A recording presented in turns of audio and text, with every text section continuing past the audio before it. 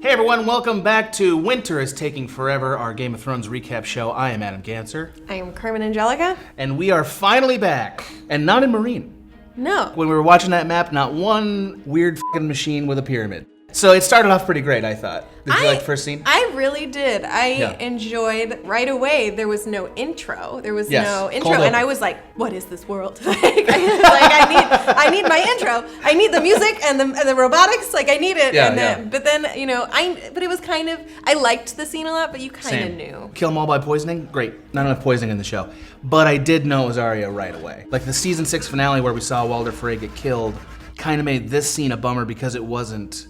Like, you weren't like, what's going on? They could have had like a Sixth Sense moment where it was like, if you didn't know and then the face came off and you'd be like, it was her the whole time. That's pretty good. Yeah, also because we don't want to have to care about the phrase. And I respect the showrunners for knowing we don't fucking care about the phrase either. Nobody does. Let's just kill them all at once. Good move, showrunners. I approve of that, right? But first, we're at the wall. No more Brand. Just call him Brandon. That's a normal human name. By the way, like, how is she? Is she just one man sledding this kid? Yeah, she's very strong. No kidding. But I love that he came up to the wall and they were like, "Who are you?" And they were like, "We're us." And then they're like, "We don't believe you." And instead of being like, "Get my brother who will recognize me," instead he's like, "I'm gonna mind freak you." Right, instead I'm gonna say magic words and you're like, "You were at the Fist of the First Men." All right, come on in. Right. I have to say, like, this doesn't make me feel confident about Dolorous Ed's leadership. Like, first, he comes down to the wall himself to talk to just 2 kids. Just send one of your minions. Like, you got shit to do up there. I've seen it. And he's like, no, I got this. I'm gonna handle this myself. And then he just lets him in and then looks out there like, maybe I f***ed this up. Okay, so following that dubious leadership by Dolorous Ed, we had 2 scenes with Jon Snow and Sansa. Mm-hmm. I wanted that scene to start with everybody finishing chanting the King of the North. And then there's one person who's like, King of the North. Right.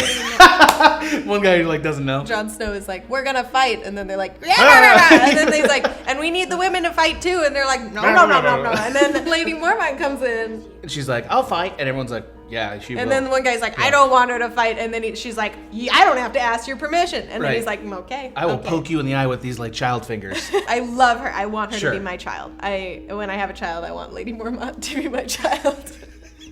Like, do you want her to actually have title and lands and stuff? I'm gonna put little tiny furs on my child. As for the House of Common, we deny the charges.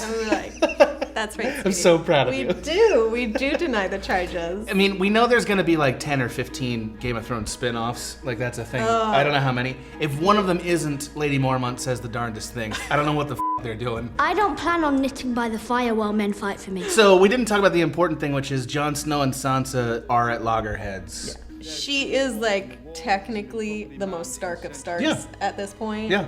And she is the most legit Stark. Yeah, she's the most legit Stark. I think they're implying that Sansa's got a little bit of a poisoned thorn in her now. A little bit. You know what I mean? She's kind of she's not nice anymore. Yeah. Well, when she and Jon had that talk, and she was like, Cersei's real dangerous. He's like, it looks like you like Cersei. And it seems like you He was easily that bitchy. Yeah. It seems like you look up to her now. And part of me was like, no, Jon. She's literally just saying she's giving you facts. Dangerous. I've dealt with her. That's true. She kills all the things. Maybe Sansa does kind of in her heart sort of revere what Cersei did, so she is a little bit evil now. But the performance didn't quite Nothing up to that point has made us she reveres Cersei. She's been hanging out with Littlefinger forever. How long can you hang out with that guy before you just get a little bit of shit on you?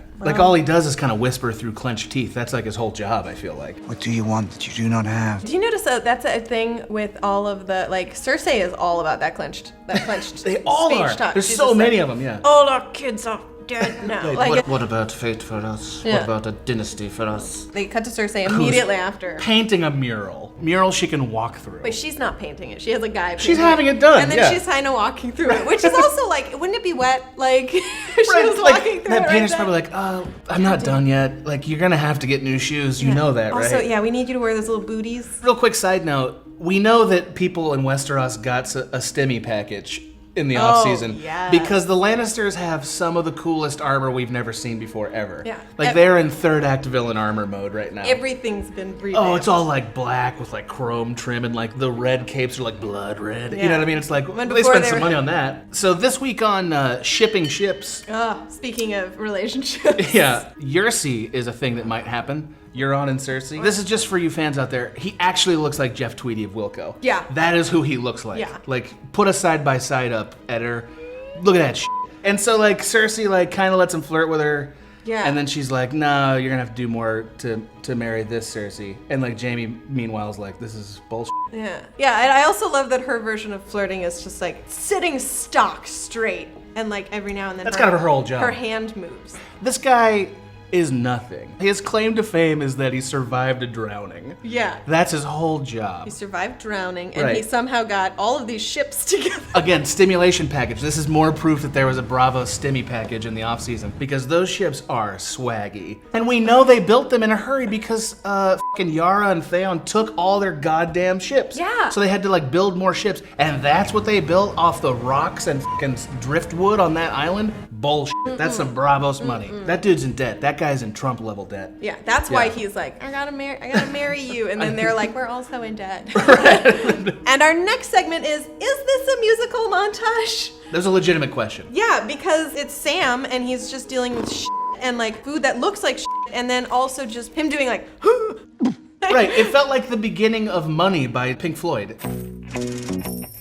Also, what is with the chains on the books? They're not attached What to anything. is going on with those? I care so much about this because I'm like, is it just there to be cool? You know what it reminds me of is those strings with like beads all over them. It's like a book curtain made of chains, Yeah, so you it's can't like get a book out. So you're like, this Right. is a chain. And I'd just like to point out Sam is having his Harry Potter moment because like there's like a forbidden like section of the book thing, Oh, yeah. just like in Harry Potter. Yes, He's like, please, Professor, can I go in and see the forbidden books? Yeah, it was like- you haven't earned the right, Potter. When he opened a book, I wanted to be like, and it'll scream. Like, Right, exactly. I just want to skip ahead and say that I don't care about Sam. I think all of his time can be distributed somewhere else. Give like maybe 2 more speeches to Davos. Why don't you let Brienne go ride around the woods and learn about herself or something? Like just there's so many things I would rather watch Yes, than I Sam. want more Brienne. Because the only thing we got out of this whole episode is like he learned that there's dragon glass on Dragonstone. Because he doesn't understand how fucking words work. It's a map of Dragonstone. You wanted to talk about Sam and the Archmage in that scene because you had a particularly disturbing observation. Listen, there's a lot of nudity, as we know, in the series, Right. and I see a ton of boobs all Yeah. the time. And then they show me a penis, and it's on a dead corpse that's cut open. Gross. On the right? subject of exposed Oh, yeah. penises. We have that nice scene with Brienne. Torvald, he's got a thing for Brienne, and it's pretty good, right? You're a lucky man. Why isn't she into it? He's not subtle. Well, because he's coming on too hard. He's pretty cool, though. But Come he's on. coming on too hard. And you know, like, he's Is gotta that be too a hard little- in Westeros? Him being like, you're lucky you get beat up by her. It's like a little bit weird. Just be like, I appreciate your hard work and I respect you. Listen, in this, we're clearly equals. I just wanted to know that you're a wonderful teacher, and I respect you, and I'll be around for friendship. Okay, this is, I think, the most controversial scene. This week on Shitty Cameos, Ed Sheeran, is that his name? Yeah. Shows up as like a Lannister soldier who can sing that Arya stumbles upon and then just kind of decides to hang out with. Also, the fact that Ed Sheeran was immediately singing felt a little bit like, Yeah, I did exactly the same thing. I was like, I'm already not into it. I I'm already don't, what not are you into this. doing? Yeah. What is this? They were pretty nice. They were nice, They were pretty but nice. like, what is this for? Is it to Right. make her be like, oh, people are people and I don't want to kill everyone? Like, no, she doesn't want to kill everyone. She has a list. That's fair. Very clearly, she has a list of names that she says before bed. Yeah, I kind of did like the scene, and I know you hated it. I'll tell you what I did like about it. I liked that Arya had like a little human connection. Cause it's been years, I don't know, long fucking time since she had like a regular person in her life. Cause like that dude, Jaqen Hagar or whatever his name is, that's not a human. That guy's a monster. And the other thing I thought was cool is for the first time, me at least, when I'm watching that, I'm actually worried for the soldiers. Really? Yes, I was not worried for Arya. I was like, Arya could slice these dudes up. Up next, we had the Hound. I liked it. I liked his scene. Did you He like had it? feelings, you know? Yeah. He really Yeah. had feelings. Yeah. I was a little, part of me was a little bit like, now you have feelings when his family's Well, dead. that's the point, right? I mean, that's the Yeah. point. The Hound is basically where all the philosophy now goes in Game of Thrones. Like, they pour it into his story. And they did a nice job this time of like a guy who doesn't want to admit that he doesn't think he deserves to live. So instead he projects it onto other people. So why does the Lord of Light keep bringing you back? Also, by the way, reminding us that this guy can raise people from the dead, because that'll come up later for sure. But that feels real to me, especially in this day and age where like a person projects onto somebody else the thing about themselves they hate. That feels real. And that was cool that they did that, because we knew from the previously on that the Hound had murdered that family. Otherwise, we would never have f***ing remembered that. Okay, so the last scene was basically 10 minutes of Daenerys walking in formation. It was the fact that they were in the same formation on that boat really bugged me, because I'm like, have they been standing like this for months? What is going on? It's like the way that we imagined George Washington crossing the Potomac. Did they know they were being painted? Did they hold it still for that? Because that's what this feels. And this whole episode, she just lands on a beach, walks in formation, turns to camera and goes, "Shall we begin?" It should have began months ago. This is yet another point to my stimulation package. That throne in Dragonstone, seems weird we never saw that when Stannis was there, because that thing is swaggy. Like, that whole set looked like something out of Stargate. Okay, so let's go to our last segment, predictions. Who kills Cersei? Arya might? You think Arya gets away with it? I And think she does she it? might.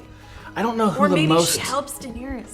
I don't know who the most satisfying person to murder Cersei is, but if I had to put my money on what would make me feel the best, I think it would be Sansa. That's the person who was hurt the most directly, the most frequently by Cersei. I could see that happening. That would be a cool person. Yeah. Or Jaime might. What if he that turns would also on her? be good. That right? would be a thing. Sure. I could see them doing that, of like the double cross. Tyrion has a legitimate claim to it also. I know. You know, where it's like So many people. everybody's got a bone to pick with Cersei, and like only one person can kill her, because they're not gonna all grab one sword and like, all right, together, here we go. 1, 2, 3. That's not gonna happen. No. Okay, so that's one. I predict that Arya finds her direwolf, Nymeria. Oh. For those of you who are book readers, you know that Arya's wolf has collected a pack of ferocious wolves, but we don't know that they ever meet up. I think Arya meets up with I mean, Nymeria. they had the coming up next thing, and I saw a wolf, but I don't know what wolf it was. I also think Arya doesn't meet her family until the very end. I don't think all the Starks are together until the very end. Yes, I agree. They can't all be. I mean, so far we have a lot of them in one place. But Jon Snow and Daenerys are destined to be together. Oh yeah, come on, they have to. It's like cousin wedding, and like that's in the history of the Targaryens. Like they're always wedding each other's cousins and stuff, because they both have to have somebody who's like fitting of the right lineage, and also he's king of the North. So like that's a marriage that makes sense for Daenerys. Yeah. And also she needs somebody hotter than that dude from the Second Sons that she bailed on last season. Hey guys, thank you so much for watching. If you want to see more videos, press the C in the middle, and then if you want notifications about future videos, press the bell. We're gonna be doing this show every week until there's no more Games of Thrones. Yeah, because winter It's finally here. It's finally here. Still took a long time.